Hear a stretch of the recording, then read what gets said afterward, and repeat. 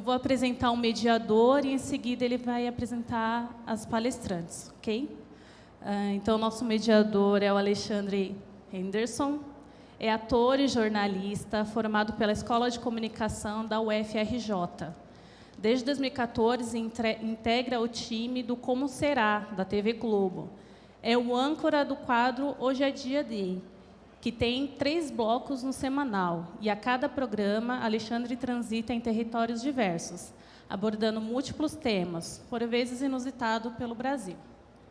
Sua carreira como apresentador começou em 2005, quando comandou o programa Nota 10 do canal Futura.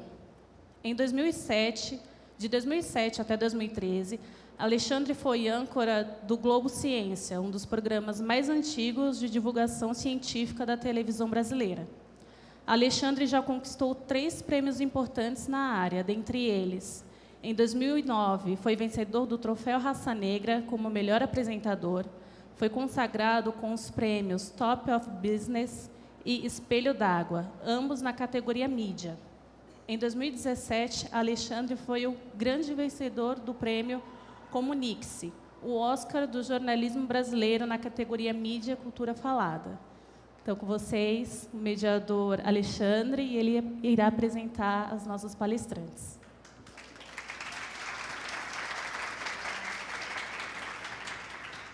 Boa tarde, é um prazer estar aqui com vocês e a gente poder falar sobre diversidade e inclusão.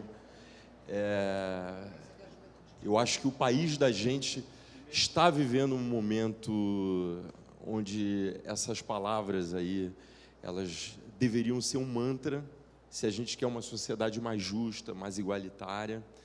E vou apresentar 2 mulheres aqui, mulheres de TI, tecnologia da informação, manjam a beça de software, de programação. São 2 feministas, Renata Guzmão, pernambucana, de Recife. Ela é diretora de Justiça Social e Econômica da ThoughtWorks Brasil, TW, né? Vamos falar TW, né? Brasil. E Roselma Mendes, baiana, de Salvador. Ela é a líder técnica da ThoughtWorks.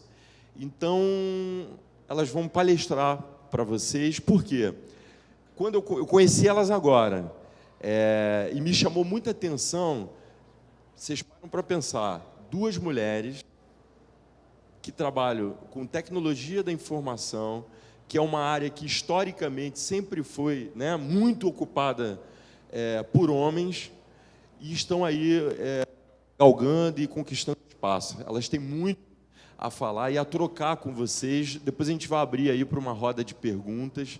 Fiquem super à vontade, porque o espaço é para isso mesmo. Tá? Vamos começar por Roselma.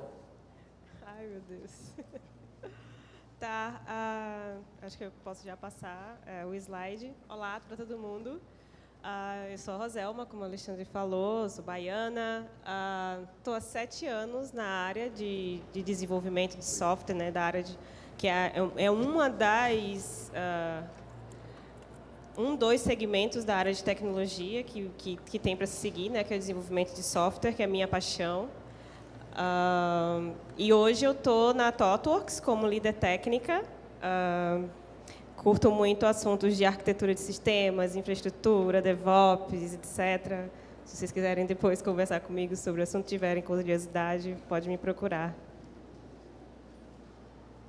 Eu sou Renata, eu também sou desenvolvedora, sou formada em Ciência da Computação, em Pernambuco.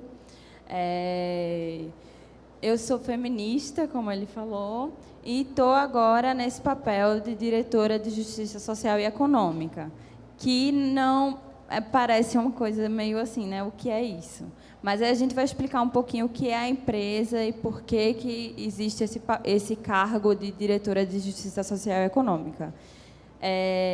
Em relação ao desenvolvimento, eu sou muito fã de linguagens de front-end, não sei quem já conhece, mas também quiser conversar depois, mais ou menos isso, né? Tá, a gente vai falar um pouco da empresa para dar um pouco de contexto, assim. A ThoughtWorks, ela é uma empresa de consultoria global de software. Então, a gente trabalha com inovação, a gente tem 20 anos de experiência e a gente tem esse pensamento, a gente trabalha com metodologias ágeis.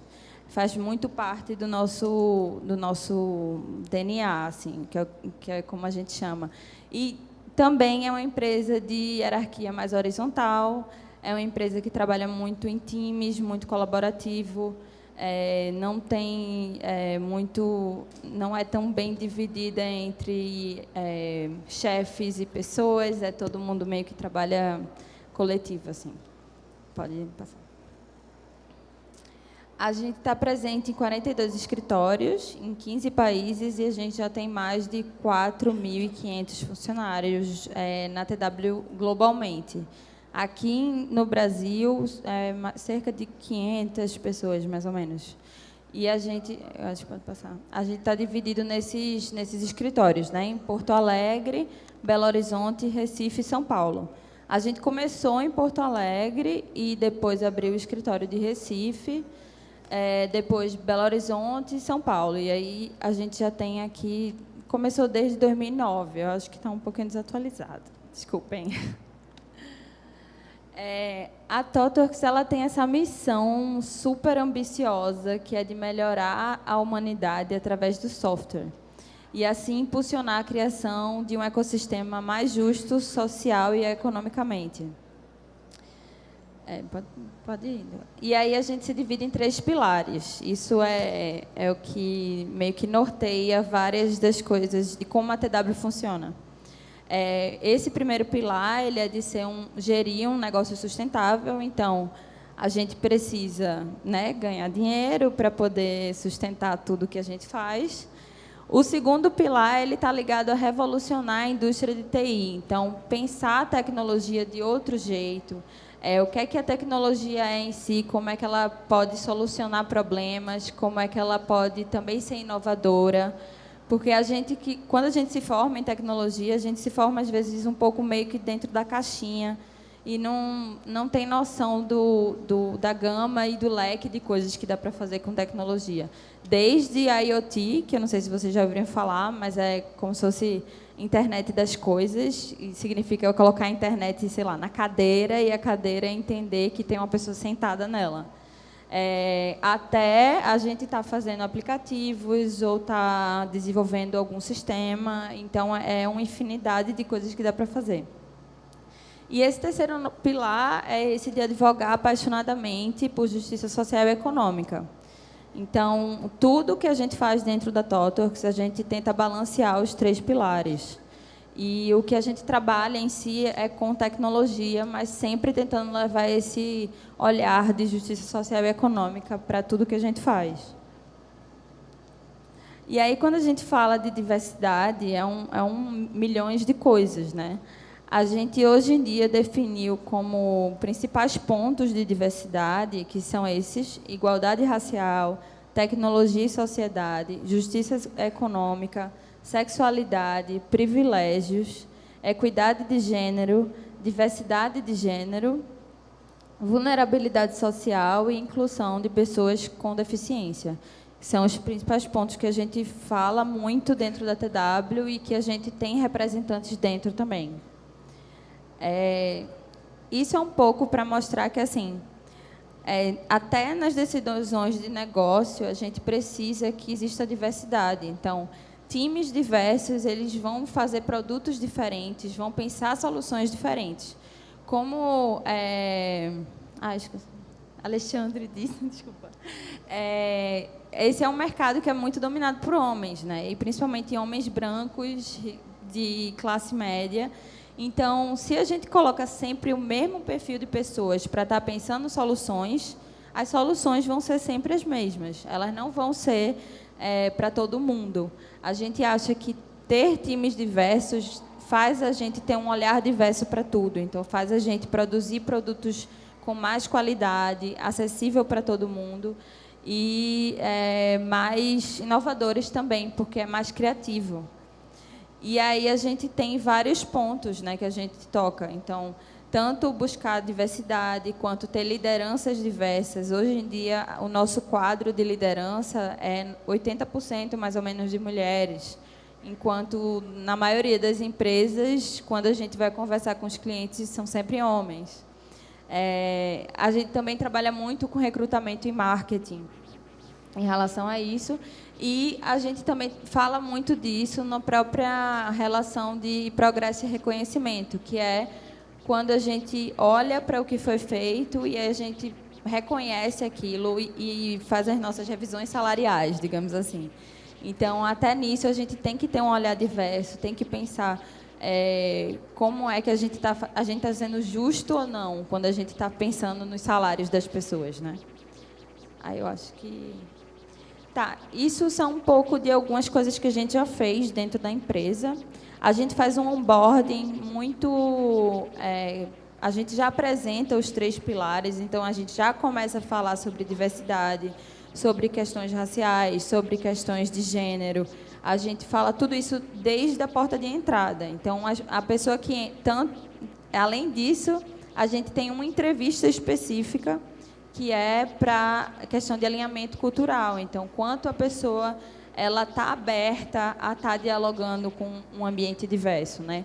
Quanto ela não vai ser uma pessoa que pode colocar o ambiente em risco, porque a gente quer que todo mundo se sinta seguro lá dentro, mesmo que a gente também tenha situações às vezes difíceis, mas a gente tem sempre o quem recorrer e a empresa faz algo a respeito. E aí tem algumas dessas coisas, por exemplo, a gente já fez programas de mentoria, clubes de leitura, a gente tem alguns grupos internos, por exemplo, o Gender Justice, que é para falar sobre equidade de gênero, como é que as mulheres se sentem reconhecidas dentro da ThoughtWorks, o Quilombolas, que veio trazer essa questão racial. Então, isso foi muito orgânico. Os grupos se juntam, a empresa incentiva que as pessoas se juntem para estar discutindo isso e para estar, inclusive, cobrando da empresa que saia ações ligadas a esses grupos. Aí eu acho que pode passar. A gente começou muito falando sobre justiça de gênero na TW, porque é uma coisa que, desde o início, foi muito pensada. Assim. O primeiro ponto que a gente quis atacar foi que só tem homens. Assim, e a gente queria colocar mais mulheres dentro da tecnologia. Então, a gente se envolveu com várias iniciativas, como Jungle Girls, Rails Girls, que são alguns eventos que tentam trazer mais mulheres para a tecnologia. E a gente também já fez algumas campanhas internas. Por exemplo, hoje eu fui sexista quando? E aí você escrevia um momento que você acha que você foi sexista de alguma forma, colocava na caixinha e depois todo mundo ia discutir. Essa outra cara, você é machista, é outra campanha que a gente fez internamente, que era para trazer algumas provocações para dentro da empresa, para os homens pensarem como é que eles estão sendo machistas ou não com as mulheres e como é que isso está sendo pensado. A gente também tem esse treinamento de como lidar com o sexismo no ambiente, que é um pouco assim, não é só a pessoa que foi agredida que tem que se defender. Todo mundo que está ali olhando aquela agressão também tem que advogar a respeito daquilo. Então, não é só a mulher que sofreu uma situação machista que vai dizer, isso está sendo uma situação machista. Os homens também podem fazer algo a respeito, tanto nisso quanto quando a gente fala de raça, né? Não é só uma questão dos negros lutarem por justiça racial, também é uma coisa os brancos também têm que fazer isso. E aí tudo isso são algumas das coisas que a gente tem feito internamente e externamente dentro da ThoughtWorks ligada à justiça de gênero. E esses são alguns dados assim do que quanto a gente cresceu nesse sentido. Em 2015 a gente tinha 33%. Hoje a gente já tem 42% de mulheres. Comparado, a gente estava até comentando, né? Comparado ao mercado, isso é bem alto, porque a maioria das empresas de tecnologia tem uma porcentagem de menos de 30%, assim. Então, esse foi um trabalho que a TW Brasil, principalmente, fez muito intensamente. E aí eu acho que agora... Tá. Como a Renata estava falando, a ThoughtWorks, ela, desde o início dela, ela sempre falou, tá, o meu cargo-chefe é fazer software, mas também eu vou ter esse olhar para quem é que está fazendo software. Eu vou também transformar, eu vou usar o que eu sei fazer para também trazer um bem para a sociedade, né? E isso também significa reconhecer que cada pessoa, cada um de nós tem uma vivência, e a gente vive numa sociedade que muitas vezes pode excluir você ou incluir você, dependendo da sua cor, da sua orientação sexual, a sua identidade de gênero, e etc. Dito isso, teve a questão de gênero, né? Foi nossas primeiras ações em torno do mundo. Todos os escritórios da ThoughtWorks a gente fala sobre gênero. E aí agora no Brasil, porque muito especialmente no Brasil a gente tem que discutir a questão racial. A gente tem 54% da população que é negra no Brasil, mas que quando você vai olhar nos setores que são os setores mais remunerados, vamos falar médicos, a nossa área de tecnologia, direito, escolas, universidades, nós não estamos nesses espaços. Nós estamos em espaços que são não sei dizer, uma deterioração, talvez, da sociedade, marginalizados, né, pela sociedade. Né? Ainda não absorvem, né, o negro, de um modo geral, nos ambientes, digamos assim, privilegiados. Exato. Não é? Exato. Nos oásis de Exato. privilégios. Exato. E, a partir disso, a ThoughtWorks Brasil, ela tem que também discutir sobre raça. Onde é que estão os negros dentro da tecnologia? E disso a gente não é só discutir, existe um problema do racismo. A gente precisa rediscutir como a gente faz o nosso negócio. Como é que a gente está apoiando as carreiras das pessoas negras? Como é que a gente está recrutando pessoas negras? A gente realmente está olhando para os currículos que estão chegando, a gente está realmente se importando que a maior parte desses currículos são de pessoas brancas, privilegiadas. O que a gente pode fazer para mudar esse cenário? Como eu alcanço mais pessoas negras? Comunicação, como é que eu falo com as pessoas negras? Como é que eu vou fazer uma chamada de estou contratando desenvolvedoras e só coloco fotos de pessoas brancas num país como o Brasil? Não pode. Dentro, a gente tem um grupo Quilombolas, como a Renata falou, que é voltado para as pessoas negras. É um lugar onde a gente se sente confortável de discutir ações, dialogar com a liderança, dialogar com todo mundo dentro da ThoughtWorks para tornar um lugar mais justo racialmente, e também fora, né, também discutir com coletivos negros de fora. Tem as formações, então a gente também entende... a gente traz pessoas negras para dentro da ThoughtWorks, mas a gente também precisa... Todo mundo está numa jornada. Pessoas brancas estão nas suas jornadas, pessoas negras também estão numa jornada. Tem pessoas negras hoje que não se dizem negras. Então, a gente precisa também trabalhar isso. A ThoughtWorks também enxerga isso. Eu consigo também mudar a sociedade se eu também toco a vida dos meus funcionários, né? Se eu levo em consideração essas especificidades que as minhas funcionárias e meus funcionários passam também. E um último ponto também, que é muito importante, que é a questão da liderança. A Renata falou, hoje a ThoughtWorks, ela se destaca em ter uma grande parte da sua liderança no Brasil, e eu acho que também global, né, feminina.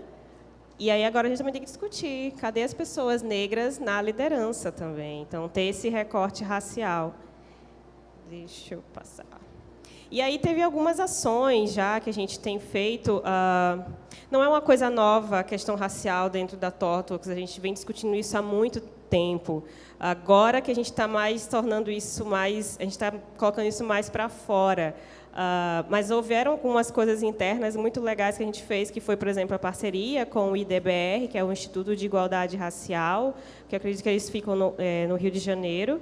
E eles fizeram todo um trabalho por um ano com a gente, acompanhou nossos processos, conversou com a gente, conversou com pessoas negras. Então, foi um trabalho muito legal de troca. Tivemos algumas campanhas internas também. A gente tivemos e continuamos tendo, né, Mas a gente tem as campanhas sobre o tire o racismo do seu vocabulário, falar sobre termos que são racistas hoje, né, que a gente usa na nossa língua. Por exemplo, eu não sou tuas negas. Você falar, neguinho está fazendo isso, esse tipo de coisa, denegrir, da cor do pecado, serviço de preto, todas essas questões. Teve a outra que era muito mais, acho que a Renata consegue falar melhor do que eu. Não, essa outra campanha foi do escritório de BH, que era muito trazer a representatividade das pessoas negras para as próprias paredes, assim, então a porta de entrada era justamente essas palavras que eu não sei se dá para vocês lerem, de resistência, reconhecimento, respeito, atitude, com a representatividade de pessoas negras. E aí a gente começa a pensar numa perspectiva de comunicação também, né? Como é que a gente está falando quem é a TW? Como é que a gente está mostrando isso para fora? Quem é que a gente quer colocar representando a TW? E aí a gente quis também trazer um dado, né? Tipo, vamos discutir que existe um problema também dentro da TOTOX em relação à representação. E esse é um dado do nosso último censo. Percebam que acredito que é vermelho, né? Branca, 65% das pessoas dentro da empresa TOTOX hoje, num país como o Brasil, que 54% da sua população é negra, 65% são brancas. 12%, que é o roxinho, são as pessoas negras, e a gente também considera também dentro da população negra, né, as pessoas pardas, então 19,3%. 19,3% com 12%, eu sou programadora, mas não sei fazer conta, 30 e alguma coisa. Então, a gente ainda tem muito caminho ainda para trilhar. E, diante disso, a gente, esse ano, a TOTWORKS Brasil coloca um dos temas estratégicos, né? A gente tem 4 temas estratégicos que norteiam a empresa, voltados a relacionamento com o cliente, tecnologia, que é o nosso cargo-chefe da nossa empresa, mas, para o pilar 3, a gente escolheu enegrecer a tecnologia. Vamos discutir a questão racial dentro da TOTWORKS. É só um adendo, assim. Isso entrar como um tema estratégico não significa que é um tema do Departamento de Justiça Social e Econômica. Significa que a empresa, como um todo, assumiu o tema estratégico enegrecer a tecnologia. E esse tema estratégico trabalha 3 principais coisas, que são recrutar mais pessoas negras, reconhecer essas pessoas. Então, como é que a gente está fazendo todo o trabalho de pensar a carreira delas e reconhecê-las, e representar. Então, a gente quer mais pessoas negras representando a TOTWORKS para fora e também influenciando no negócio, na própria tecnologia, que é o que a gente faz. E aí a gente teve também, recentemente, isso já vindo um fruto do tema estratégico, né, da Enegrecer a Tecnologia, teve o Enegrecer Recrutamento Expresso, que foi um recrutamento, a gente sempre faz recrutamentos expressos, que é um evento de 1 dia, 2 dias, onde a gente chama pessoas para fazer entrevistas. Todo o nosso processo acontece em um único dia. E aí esse recrutamento foi voltado para pessoas negras. No primeiro dia, a gente teve talks, né, que são apresentações, todos feitos só por pessoas negras da TOTWORKS, falando sobre tecnologia. E, no segundo dia, a gente fez toda uma bateria de entrevistas com pessoas negras que a gente tinha selecionado. E aconteceu em Salvador, que a gente achou muito importante fazer esse primeiro recrutamento expresso na maior cidade negra do país, né?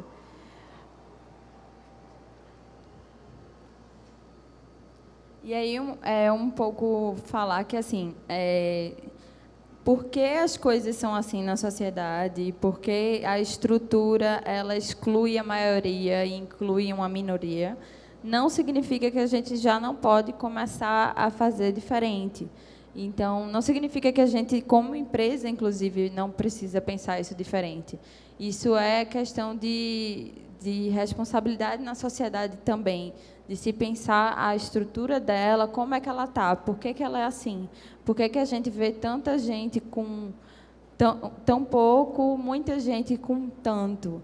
E só porque sempre foi assim não significa, né, que precisa continuar, que a gente pode fazer alguma mudança. E é isso.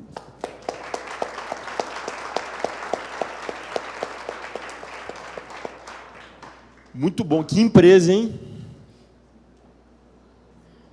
Que exemplo de empresa, né? A gente conversou nos bastidores, a empresa, o nascedouro dela já veio com essa missão, o que é bem interessante. Eu queria saber, alguém tem pergunta para fazer?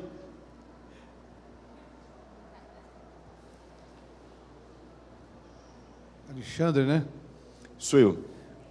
Olha, eu sou o presidente do CIE e estou muito alegre de vocês todos estarem aqui. Eu quis participar dessa palestra porque eu sou professor da Fundação Getúlio Vargas há 35 anos e tive 3 alunos negros só. Eu entendo e tenho defendido as cotas para negros. Quando eu falo negros, também tem carentes brancos, mas eu falo negro porque a maioria é negra. Como você disse, 50 e poucos % da população brasileira é negro ou pardo.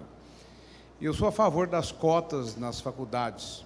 E eu tenho sido muito criticado por isso, porque eles alegam que tem um princípio constitucional da isonomia, que todos são iguais perante a lei, e que você, então, não pode favorecer o negro num vestibular porque ele é negro. Mas você só tem o direito de isonomia, que todos são iguais perante a lei, quando todos têm as mesmas condições. Então, eu acho que tem que relativizar esse princípio constitucional de que todos são iguais perante a lei. E dar, sim, uma colher de chá para o negro. Claro que o negro, daqui a 40 anos, o filho desse negro que ganhou a cota, ele não vai precisar de cota, porque ele vai ser criado num ambiente de cultura e, portanto, ele não vai precisar da cota. Então, eu queria ouvir a opinião de vocês 3 sobre cotas, que é um tema que eu tenho defendido muito, por ser professor da uma das melhores faculdades do Brasil, e aonde eu vou, onde tem festas lindas, onde tem cultura, onde tem restaurantes lindos, eu não encontro negros. Então, eu acho que esses movimentos que vocês estão fazendo é de uma grande valia. E eu queria ouvir, Alexandre, você que é responsável por um programa muito importante da Rede Globo, que eu sei, o que fazemos? O CIE tem ajudado muito, eu como presidente voluntário do Conselho e professor, e nós temos lutado muito por esse tema das cotas. Então, eu ouço muitas críticas, porque, tipo, o professor vai ter que dar uma aula pior, porque o negro não vai acompanhar a aula. Isso é um absurdo. Em segundo lugar, não existe muita discriminação na juventude. O menino negro que está na faculdade, o branco não fala, ô negão, você está aqui por causa das cotas. Não, o jovem tem muito mais coração aberto. Então, eu queria que vocês dessem uma mensagem para mim, como presidente dessa instituição que está promovendo tudo isso aqui que vocês estão vendo hoje, presidente do CIE. O que eu preciso fazer mais para que estas diversidades que vocês falaram, quando você fala a sua empresa TOTVS, não é a TOTVS não, né? Aquela lá, TOTVS lá, aquela lá. Isso. Porque a TOTVS é uma grande empresa da área de informática, de gestão. Então, eu queria ouvir de vocês 3, começando pelo Alexandre, que mensagem vocês poderiam dar para uma pessoa que pode ajudar nesse tema, de alguma maneira, por eu gostar do tema, como vocês estão vendo, e por entender que nós precisamos ajudar a raça negra no Brasil. Eu terminaria dizendo que 100% dos presos no Brasil, 95% são homens e 5% são mulheres. A mulher, embora a população brasileira seja 50-50 entre homem e mulher, a população carcerária, 5% é mulher. A mulher faz muito menos crimes do que o homem. Em segundo lugar, dos 95% de presos, 68 são negros. 68 dos presos são negros ou pardos. Isso é uma realidade que nós temos que enfrentar. Então, eu vejo um ambiente como esse que vocês falaram, da empresa Negritude, Inclusão, e me agrada bastante. E eu queria, então, deixar registrado o meu apreço pelo que vocês estão falando e pedir para vocês três que pudessem dar para nós todos aqui ideias sobre o tema, como uma entidade como o CIE, que é uma casa de jovens, administrado por velhos, como é que nós podemos ajudar a aumentar essa inclusão nesse mundo tão diverso que vocês falaram. Muito obrigado.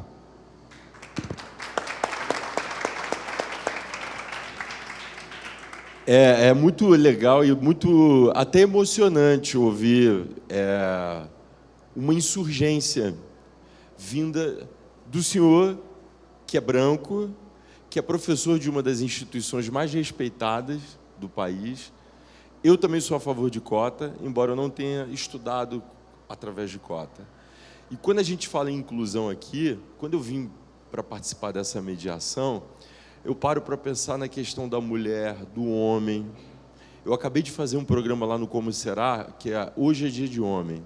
Hoje você tem LGBTQIA+, que são pessoas que precisam também ser incluídas na nossa sociedade. A gente tem a questão do mais velho, do mais novo, do negro, do branco. Eu vi ali também no gráfico, né? O amarelo, quer dizer, o oriental também muito pouco representado. Então, quando o senhor fala de cota, eu vou ser muito papo reto aqui com vocês. Vou resumir assim. Eu estudei num colégio mega tradicional do Rio, chamado Santo Inácio, que é o jesuíta do Rio. E eu tive bolsa no colégio. Minha mãe, que está aqui, a quem eu tenho que dar toda a glória do mundo, a minha mãe, ela dizia assim, para 3, eu não tenho como bancar a viagem, eu não tenho como bancar o tênisinho da moda, a roupa da moda, mas educação eu vou dar ao máximo. Então, minha mãe pagava uma parte da mensalidade, a outra parte a gente tinha bolsa. Na minha turma, contava a dedo quem não tinha motorista. Então, eu convivi muito novo com uma realidade social completamente oposta à minha, e num lugar onde você tinha o negro, ele era invisível, não tinha negro. Então, hoje, aos 40 anos, com carinha de 30, e eu tenho maior orgulho de dizer isso, porque o tempo também vai te dando maturidade. Eu sento com os meus amigos, que hoje são grandes amigos, e eu tenho a ousadia de falar para eles, sabe como? Quando eles falam, eu sou contra a cota, eu sou contra a Bolsa Família, eu sou contra a ação afirmativa, sobretudo para pessoas, que é o teu público, de Fundação Getúlio Vargas, que não passaram as agruras da vida. Eu chego para eles e falo assim, eu faço com que eles raciocinem a história, a realidade, e depois eu chego para eles, aí é um silêncio, eu chego para eles e falo assim, quer ver, ó? Para você, se você constatou que existe uma diferença gritante, você vai nos restaurantes melhores, o negro é ausente. Hoje eu entro num restaurante bacana, não me olham tanto porque me reconhecem, mas se a minha mãe for na frente e não for muito classuda, e eu fico revoltado com isso, ela vai ser olhada de cima e embaixo. No prédio onde a gente mora, a gente se mudou esse ano, há 2 anos, a minha mãe, vou contar uma coisa para vocês, só para vocês entenderem, estava a minha família na porta do prédio, eu tinha acabado de comprar um apartamento, estava minha irmã e minha mãe, uma senhora, tem uma parte, um recuo, ela viu as duas, junto com a minha sobrinha, ela entrou no prédio, e aí ela fez assim, quer ver, ó, o que está acontecendo? Que bagunça é essa aí na porta? Com a voz. Aí minha irmã, que é advogada, olhou, ela subiu, aí falou assim, a senhora não rasga dinheiro. A senhora tem a faculdade mental, porque a senhora foi até a rua. A senhora peça desculpas a mim e a minha mãe, e a minha filha, que é pequena e não vai ser obrigada a passar por isso, ou eu vou chamar a polícia agora. Não, eu não estava... Ou a senhora se retrate, ou eu vou chamar a polícia agora. Ela não se retratou? Então, quando eu falo de questão racial, eu chego para amigos meus e falo assim, se a balança ela é totalmente assimétrica, se o negro ele é invisível no teu prédio, na escola que o teu filho estuda, no prédio onde você mora, no restaurante que você frequenta, e você não enxerga, meu irmão, então isso é uma questão, sabe de quê? De caráter, não é educação formal, não. Teu papai, tua mamãe, a tua família, eles não te ensinaram a ter empatia, a olhar o outro e falar assim, poxa, eu estou numa situação muito mais privilegiada do que aquele outro camarada ali, então pelo menos eu vou ter decência e caráter de olhar o outro e dizer assim, cara, eu sou muito agraciado por Deus, eu vou pelo menos ter um mínimo de complacência. Eu falo muito, desculpa até Então, assim, eu vejo um país como o nosso, que assim, a gente teve no início do século XX, na virada do século XIX para o século XX, uma das maiores atrocidades. A gente estuda lá bonitinho na escola a imigração, né, o italiano que veio para cá, o alemão, com todo respeito. A minha mãe é negra, a minha família, por parte de pai, a minha avó é filha de português. Quando eu pego um lado da família e o lado do outro, eu bato de frente o tempo inteiro, sabe por quê? Porque assim, a relação, a balança, ela é extremamente desigual. A gente teve um decreto que a gente não aprende na escola, mas quando você conhece a história, você tem acesso a esse decreto, que um dos objetivos da imigração europeia no Brasil era a manutenção da ascendência europeia a partir do momento que, na virada do século XIX para o século XX, o país estava ficando pardo, estava ficando mulato. Então, eles vieram para cá não foi só porque era uma mão de obra mais apropriada, foi porque o país estava ficando negro. Existe um decreto. Então, assim, a dica que eu dou, fazer com que as pessoas entendam história. Tem que estudar história. Segundo, que cria uma relação de empatia. Eu acho que empatia é uma palavra que ela deveria ser insensada. Você não pode olhar, eu não preciso ser uma pessoa com deficiência para entender a falta de acessibilidade que está aí nas ruas. Eu não preciso ser oriental para eu entender também que, do ponto de vista do camarada que está lá com o olhinho puxadinho e a mulher com o olhinho puxadinho, que eles também sofrem agruras. O branco, ele tem que entender que, assim, a relação dele, quando ele entra na sociedade para buscar trabalho, para estudar, ele já está em situação de desvantagem. O negro pobre, ele desce uma comunidade, ele sai de uma favela, ele já entra no sistema com o bloqueio, começa pelo CEP. O CEP que ele dá. O CEP dele já é um entrave. Então, a sugestão que eu dou é, primeiro, revisão da história.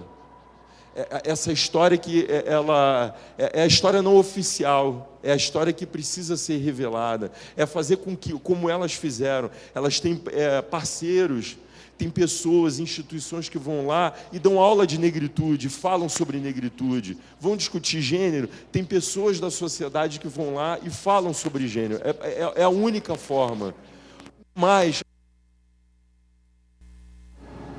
querido, se você não é capaz de enxergar a discrepância que a história promoveu, então vá rever o seu caráter.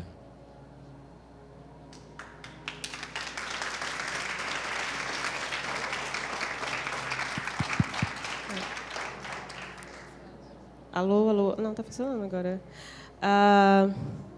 Não, o que o Alexandre falou também, eu concordo totalmente. E eu acho que eu vou complementar mais do que eu também acho, porque não basta só você reconhecer que existe um problema. Você ser branco e você reconhecer que existe racismo, de você celebrar pessoas negras, escutar Mary Davis, Nina Simone. Você tem que fazer alguma coisa com o seu privilégio. Então, pensar o que você pode fazer. O senhor é presidente da Fundação Getúlio Vargas e daqui do CIEE. Então, pensar o que eu, como um presidente, posso fazer para que mais pessoas negras entrem na minha fundação, né? não tem pessoas negras aqui, o que eu posso fazer? Como é que eu estou me dialogando, como eu estou dialogando com as pessoas negras? Eu realmente estou alcançando as pessoas negras? Eu digo que é muito disso, não é só reconhecer o problema. A gente tem que agir, tem que chamar parcerias, dar um passo atrás como pessoa privilegiada e deixar que nós falemos, porque a gente está falando há muito tempo e as pessoas não estão escutando, sabe? Então eu acho que tem que ir além do reconhecer que existe um problema, tem que existir ações, tem que existir. Quando o governo passou a dizer vamos fazer cotas neste país, e hoje a gente também tem cotas, por exemplo, para servidores públicos também, esse país passou a dizer, olha, eu estou reconhecendo que existe um problema que é histórico, existe um problema e a gente precisa fazer uma reparação histórica com essas pessoas negras.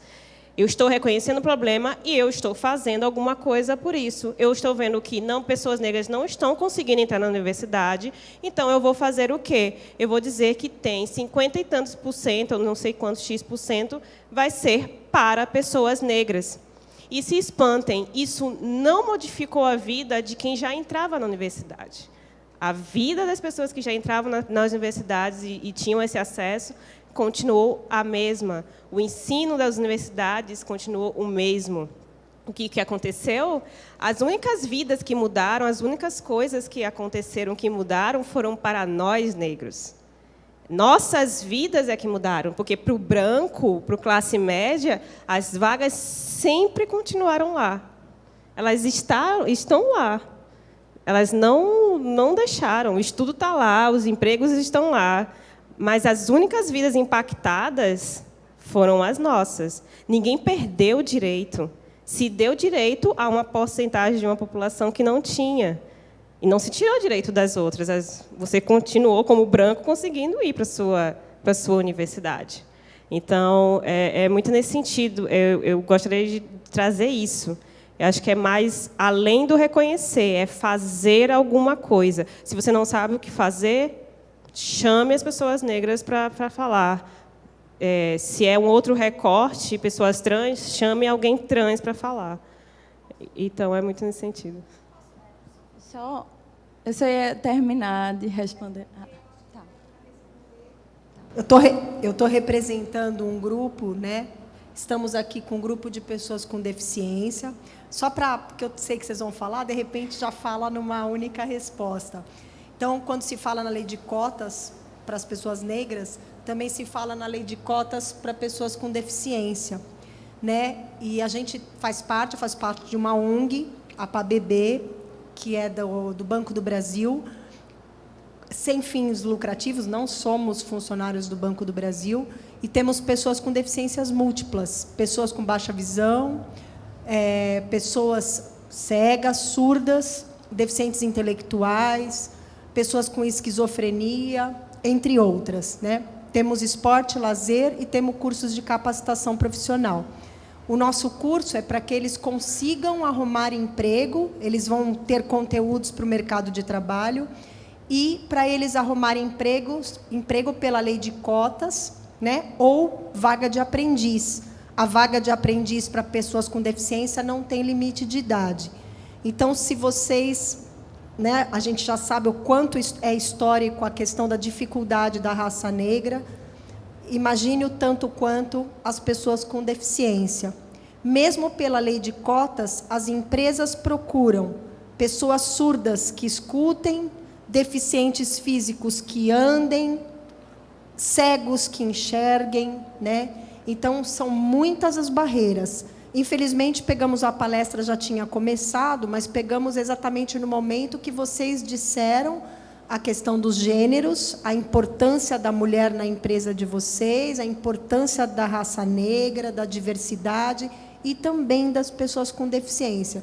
Se vocês puderem nos falar também quais as iniciativas que existem dentro desta empresa, as pessoas com deficiência. Obrigada.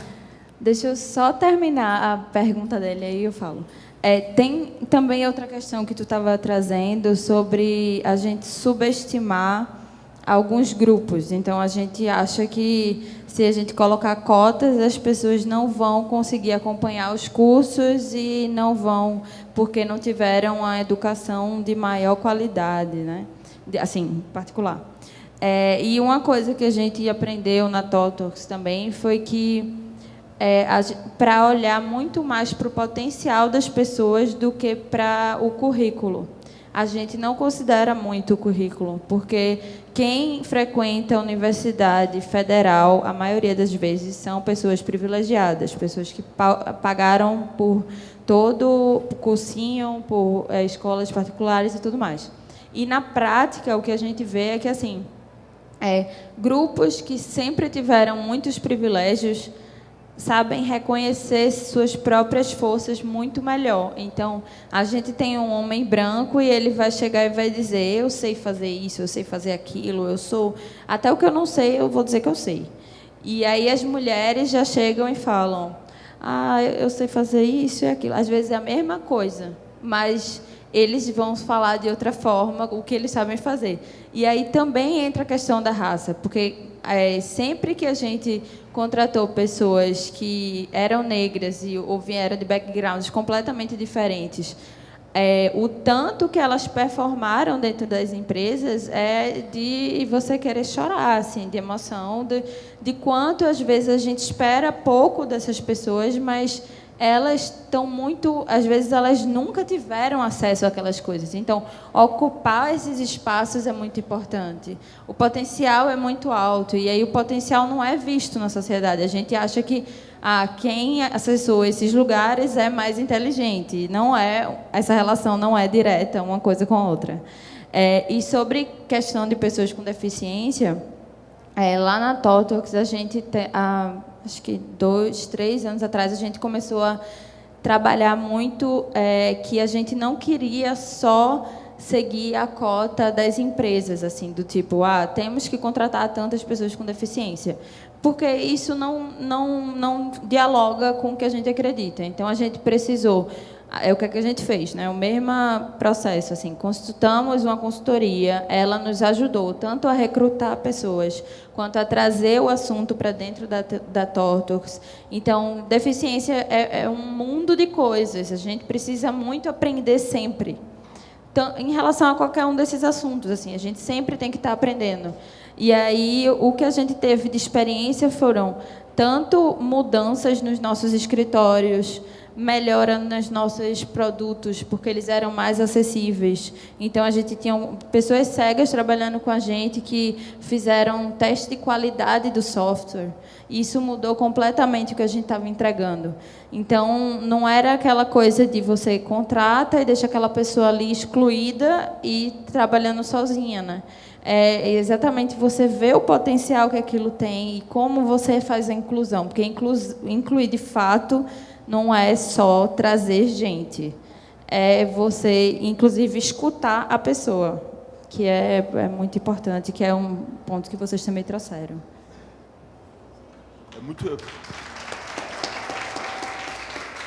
Queria complementar, porque assim, quando você cria um ambiente múltiplo, né, com pessoas brancas, negras, mais velhas, mais novas, com deficiência, sem deficiência, você aumenta o repertório, né? É muito legal isso que você trouxe da empresa, porque na busca de soluções para quaisquer problemas da área tecnológica, você tem desde a multiplicidade de conceitos, de ideias, mas também do próprio, como você citou agora, né? Você criou um software, você foi lá e testou para ver se exatamente aquele modelo contemplava, se era bacana para quem tinha um tipo de deficiência. É muito bacana. Eu acho que é isso. É fazendo o que o nosso país tem que modificar, é essa cultura do pouca farinha, meu angu primeiro. A gente tem uma cultura de pouca farinha, meu angu primeiro, que ela precisa ser modificada, e a partir do momento que a gente começa a trazer esses vários discursos e essas multiplicidades, a gente gera empatia. Acho que o barato é vamos criar uma sociedade com mais empatia. O que vocês fazem dentro da empresa é um trabalho profundamente de empatia. Eu queria saber, alguém tem pergunta para fazer? Vamos fazer pergunta aqui. Quem quer perguntar?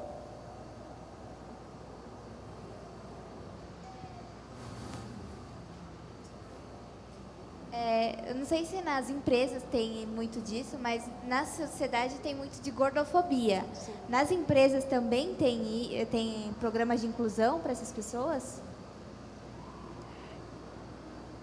Eu, Roselma, pessoalmente, né, e eu sou uma pessoa magra, né, então eu acho que eu não estou no lugar de fala correto. Eu nunca ouvi dizer. Não sei, Renata, se tu já... Tá aí uma temática, né? A gente, nas nossas discussões de mulheres dentro da TW, isso principalmente é de mulheres, assim, já veio muito esse assunto do tipo, as pessoas estão... não é cometendo especificamente algo ligado à gordofobia, mas é do tipo, aquelas pequenas coisas que a gente faz, né? De falar alguma coisa, de a pessoa não repetir o prato, ou reparar muito no decote, ou coisas desse tipo. E aí a gente começou... Algumas das ações que saíram foram muito mais ligadas à questão da mulher. E aí foi um pouco mais de conscientização, mas a gente não tem algo mais estruturado assim para essa questão específica. Acho que trazendo um pouco do link do... A gente nunca realmente, acho que discutiu, tomou uma ação direta sobre gordofobia, mas acho que a gente também procura, pelo fato da gente sempre procurar discutir de que, olha, pare e pense no que você pode falar, que pode ofender alguém. Eu acho que a gente também está num ambiente que a gente tenta... Porque a gente tem pessoas magras, pessoas gordas, etc. Então, a gente tem que ter esse lugar, né, de respeitar o outro. O que eu posso falar pode ferir o outro, mas, sim, né? É que eu acho que assim tem é como isso, assim, diversidade é infinito a gama de questões diversas. Então, por exemplo, vou dar até outro exemplo. Eu morei aqui em São Paulo 1 ano e meio e eu sou recifense e a primeira coisa que identificam na minha fala é meu sotaque.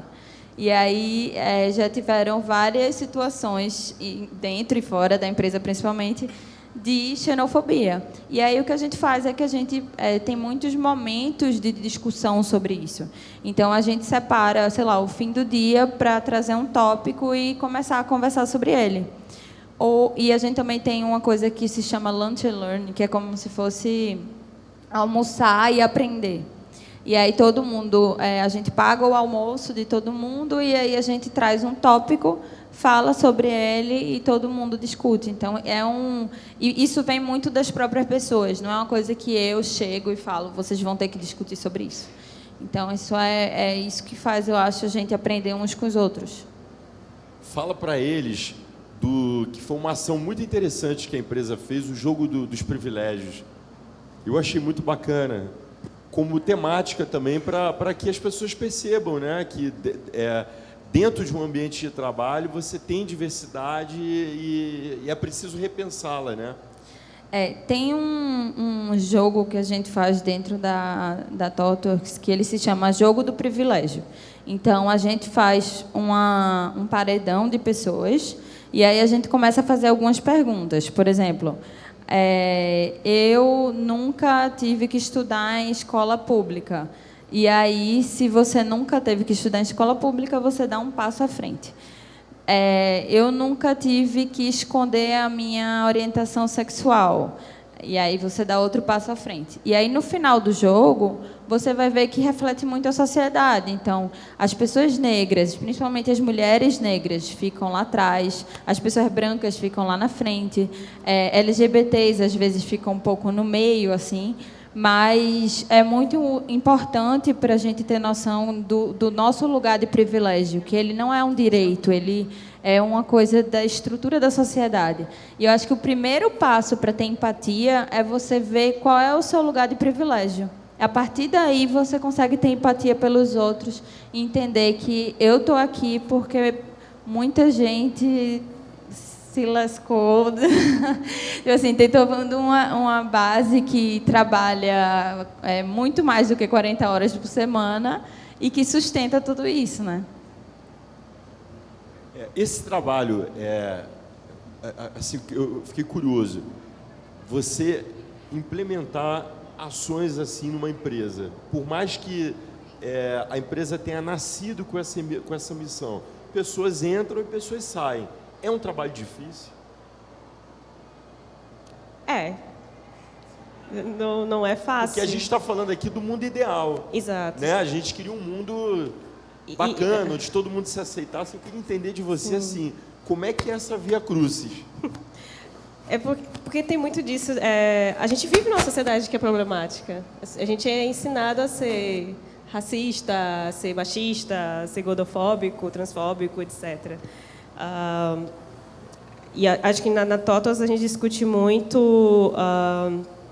Você tem a sua jornada da justiça social e econômica, né, que é muito entender os seus privilégios, entender você, né, muitas vezes você faz parte também de um grupo, de entender a tua jornada, se empoderar também da pessoa que é privilegiada, entender o seu lugar de fala, entender o seu privilégio, destruir os seus vieses, né, possíveis opressões que você pode ter. Mas sim, é um embate muito difícil, né? Porque a gente está lidando com coisas que são ensinamentos milenares, né? É uma coisa cultural que muitas vezes é muito intrínseca dentro da gente, né? Então, acho que a Renata pode falar mais. Não, eu só ia dizer o seguinte, por mais que a gente esteja nesse trabalho, a gente não tem como criar uma bolha da sociedade. Então, não existe dentro da empresa um mundo perfeito onde não vai haver opressão, onde não vai haver preconceito, nada disso. O mínimo que a gente espera é que a pessoa entre aberta a aprender, a entender as causas, a tentar entender por que a sociedade é desigual e agir a seu favor. Mas a gente não está livre desse tipo de coisa. Então, é uma coisa que a gente sempre está crescendo. Você vai ver a TOTOS há 3 anos atrás, é uma coisa, hoje é outra. Então, a própria empresa tem uma jornada em relação a isso. Vou dar um exemplo, assim. Quando a gente começou a falar sobre mulheres trans, foi um assunto muito novo dentro da empresa. Ninguém sabia nada. E aí, existe muito esse cenário, né, de que 90% das mulheres trans estão se prostituindo porque não têm escolha. Isso modificou tanta coisa dentro da empresa, de conversas e tal, que a gente conseguiu finalmente contratar. E aí a gente contratou uma mulher trans que é uma referência no mercado e que deu visibilidade para isso e, inclusive, conseguimos contratar mais mulheres trans por causa disso. Então, é uma coisa que a gente está sempre crescendo, assim. É aprendizado. A gente não tem fórmula certa, nem receita de bolo, é aprendizados. E aí? Mais perguntas? Boa tarde. Boa Na tarde. opinião de vocês, como a arte da sociedade atual pode se mostrar prazerosa para um negro periférico que nunca teve um contato direto e positivo com a arte? Seja ela palestra, teatro, música, enfim. Como é que a arte ela pode atrair esse... Pergunta... E a arte ela deveria ser para todos, né?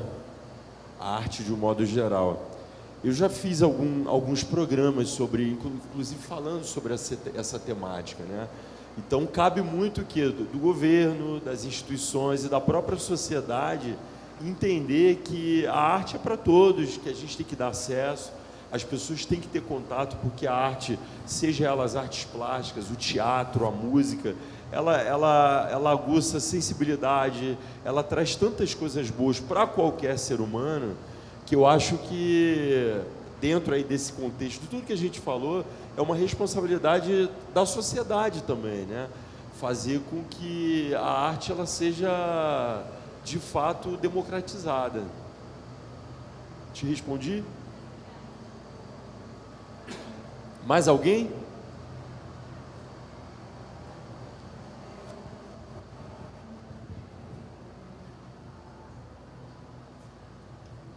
Eu queria agradecer a oportunidade, né, de nós termos essa porta aberta, porque pena que todos que estão lá embaixo não estão aqui.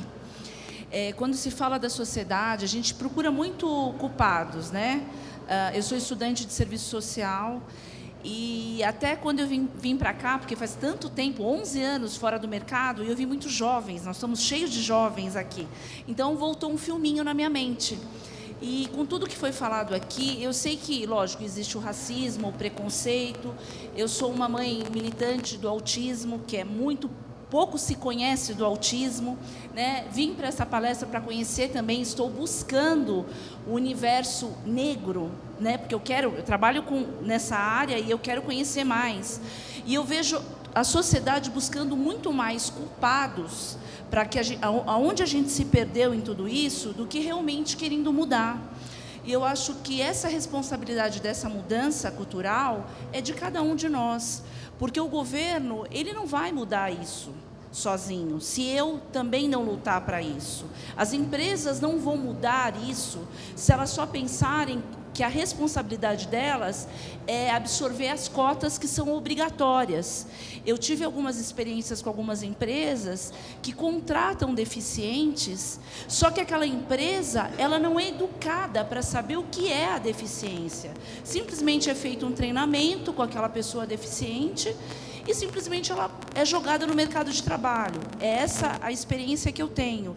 E o que eu queria dizer é o seguinte, que a partir do momento que a gente começa a ter oportunidade de saber um pouquinho sobre o negro, sobre o deficiente, sobre a desigualdade social, cabe a cada um de nós, como sociedade, começar a interagir e ter conhecimento para isso, para que eu mude o futuro.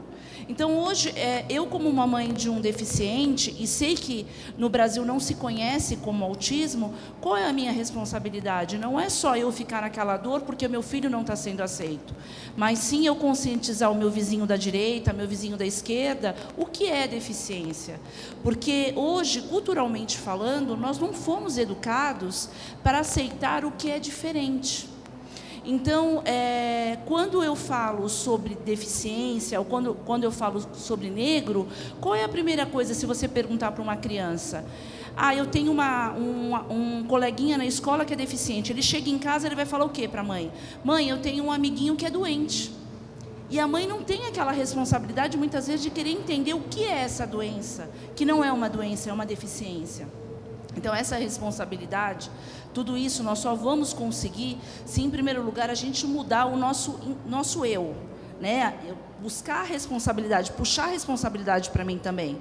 Eu não sou negra, mas eu preciso conhecer o que um negro passa para eu conscientizar ou o meu filho ou o meu vizinho, para que isso seja mudado. Porque senão a gente vai perder muito tempo, como a gente está perdendo anos e anos, e não vamos conseguir. Eu acho que o primeiro passo para a gente mudar isso é nós sairmos aqui dessa palestra já diferente da porta para fora. Pegar tudo isso que vocês falaram aqui e mudar o pequeno, né? Acho que tudo começa no pequeno.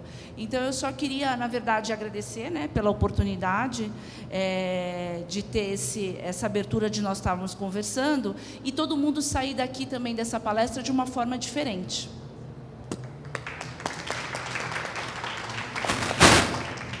É isso, né, gente?